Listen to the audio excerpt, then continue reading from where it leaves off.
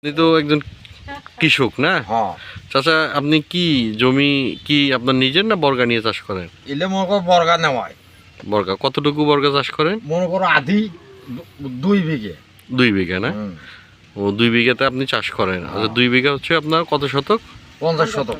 50 শতক, তার মানে 1 একর জমি আপনি চাষ হ্যাঁ, করেন। হ্যাঁ। আচ্ছা, 1 একর জমিতে চাষ করেন আপনি বর্গা নিয়ে। হ্যাঁ।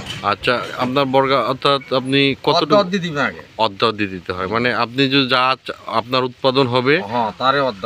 তার অর্ধ দিয়ে দিতে হবে। আচ্ছা, তাতে আপনার খরচ কিরকম হয় এই 1 একর জমিতে? খরচ নিম্নি হইলে আমার মনে করো কিষেন দিয়ে না করলে সব কোনা যাবি তার। তাই? আচ্ছা, আমরা যদি হাতে যদি না করি, হুম। মনে করো না খাটি, ওই এডে কোনা খাটি যেটা এইটা মনে করো আমার লাভ।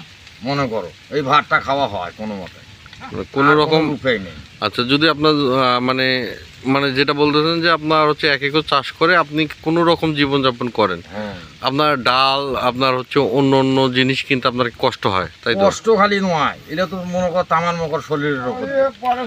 মানে পুরো শরীরের উপরে। আচ্ছা, আপনি চাষের পাশাপাশি অন্য কিছু তো আর করার সুযোগ নাই মনে হয়, না বা আমাদের এখানে আপনার অন্য তো কর্মসংস্থানও নাই। না। ও, তাহলে হচ্ছে আপনার আপনার দৈনিক মানে খরচ কীরকম হয়?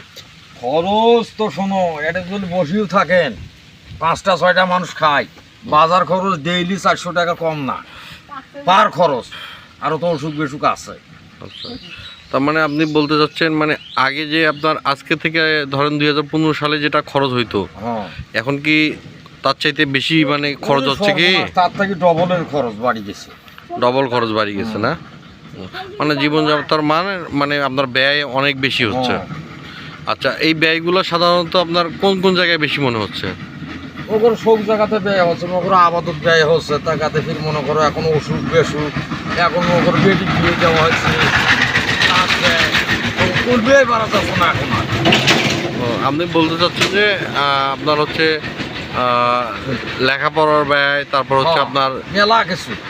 মানে অসুখ মানে হ্যাঁ। চিকিৎসার জন্য যে হ্যাঁ। ব্যয় সেটা। হ্যাঁ। আচ্ছা, আপনি যে এই যে আপনার হচ্ছে 1 একর জমি চাষ করেন, এইটা দিয়ে আপনার হচ্ছে আপনার যদি বড় ধরনের একটা দুর্ঘটনা ঘটে, অসুখ হয়, তাহলে কি এটা আপনি সমাধান করতে পারবেন? কোনো সমাধানের বুদ্ধি নাই। আচ্ছা, তাহলে আচ্ছা, আপনার নামটা কি? জাবেদুল। জাবিদুল, যে মোহাম্মদ জাবিদুল ইসলাম। আচ্ছা, আপনি হচ্ছে কোন গ্রাম এটা? মায়ের মাইয়ারপুর গ্রামে। আপনার ছেলে মেয়ে কয়জন? ছেলে হচ্ছে 3 জন আর মেয়ে হচ্ছে 1 জন। কেউ কি লেখাপড়া করে? লেখাপড়া করছিল, মেয়ের বিয়ে হয়েছে মেট্রিক পরীক্ষা দিয়ে। এসএসসি পরীক্ষা দিয়ে বিয়ে দিয়েছেন। আর ছেলেরা? ছেলেরা শোনো এই কথা শোনে না। এখন মনে করো ধরবে গেলে মনে করো কথাই শোনে না। যাবা কোন মনে করো পশ্চিমে যায়, ওরা পড়বে। মানে এটা যাওয়ার মূল কারণ কি? তারা কি তাদের চিকিৎসা বা তারপর হচ্ছে লেখাপড়ার আপনি অর্থ কি দিতে পারতেছেন না? ওগুলো কে করে দেবেন? এই সংসার থাকি খাইতেও তো আরে না। ওরা যেটা কামাই করে ওরা ফির খাওয়া ফেলে দেয়। কোনো কিছু নাই, কোনো রূপাই নেই। মানে ওদেরও আসলে কর্মসংস্থানের কোনো ব্যবস্থা নাই। না, এই যে কথা। কৃষিকাজ করে, তাই তো? আচ্ছা, এখন তো কৃষিকাজ করে কি জীবন, যেমন হচ্ছে কৃষিকাজ হচ্ছে একটা সিজনারি হয়, হ্যাঁ, যেমন হচ্ছে আপনার ধরেন আপনার এই ধান কাটার কাজটা যেমন হচ্ছে ধরেন প্রায় 1 মাস চলে, হ্যাঁ, আর হচ্ছে তারপরে হচ্ছে আপনার জমি যখন রোপণ করার সময় তখন হচ্ছে আপনার হ্যাঁ, আপনার হচ্ছে চলে আপনার 1 মাসের মতো চলে। এই হচ্ছে 2 মাসে যেটা আয় হয়, এটা দিয়ে বাকি এত সিজন আসা তো 4 মাস আপনাদের ওই টাকার উপরে নির্ভর করতে হয়, তাতে করে আপনাদের জীবনযাপন চলে না। চলে না। এখন মনে করো শহরে তো ইস্কে চলবা যাবে নাকি। আচ্ছা আচ্ছা, এই জন্য আপনি বাড়তি আপনার চাহিদা মেটানোর জন্য আবার শহরে গিয়ে আবার হ্যাঁ, আপনার হচ্ছে রিক্সা চালায় বা অন্য অন্য কাজগুলো করে। হ্যাঁ। আসলে এটা হচ্ছে আমাদের মিঠাপুকুরের মানুষের অর্থনৈতিক অবস্থার এক টুকরো অংশ তুলে ধরলাম।